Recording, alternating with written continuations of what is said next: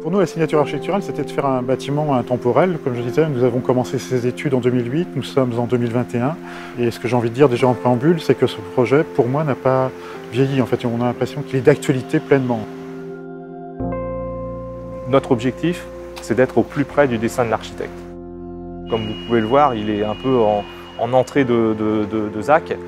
C'est un des premiers bâtiments qu'on voit quand on rentre. Il est positionné autour d'autres bâtiments qui ont été aussi réalisés par l'entreprise. Donc c'est vrai que c'est un peu notre terrain de jeu ici.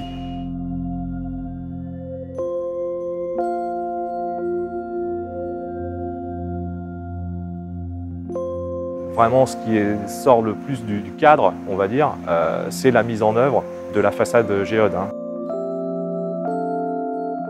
Et là, comme vous pouvez le constater sur la façade, les montants sont interrompus. Donc c'est la solution Tecnal avec leur solution à demi-montant qui nous a permis d'obtenir ce résultat.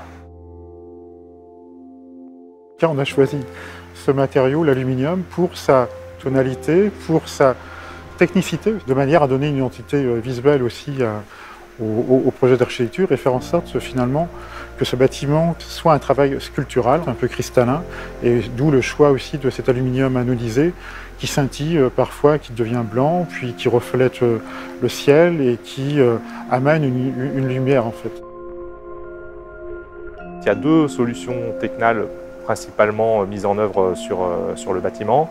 La partie fenêtre soléale, donc des ouvrants sur allège fixe, posés en tapé intérieur. Et la deuxième solution, c'est une solution de façade, à la façade géode. Donc là, on a des ouvrants VEC, des ouvrants collés. Donc on a des parties vitrées et des parties opaques.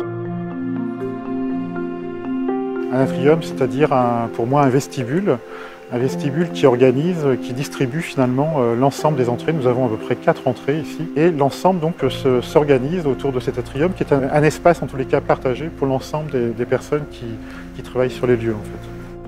Fait référence finalement à des bâtiments qui ont été réalisés dans les années 60, donc des bâtiments plus modernes, notamment par l'architecte Dubuisson à Paris, où cet immeuble qui est au-dessus de la gare Montparnasse et qui n'a pas vieilli. Ce bâtiment sera encore là demain et pour longtemps. Et je pense aussi que la valeur d'usage est atteinte, c'est-à-dire qu'on était là tout à l'heure, on voyait des gens qui discutaient, qui prenaient un pot.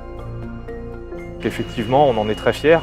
Et pour en plus ne rien vous cacher, au départ, c'était l'acte de construire qui m'a toujours plu dans le bâtiment.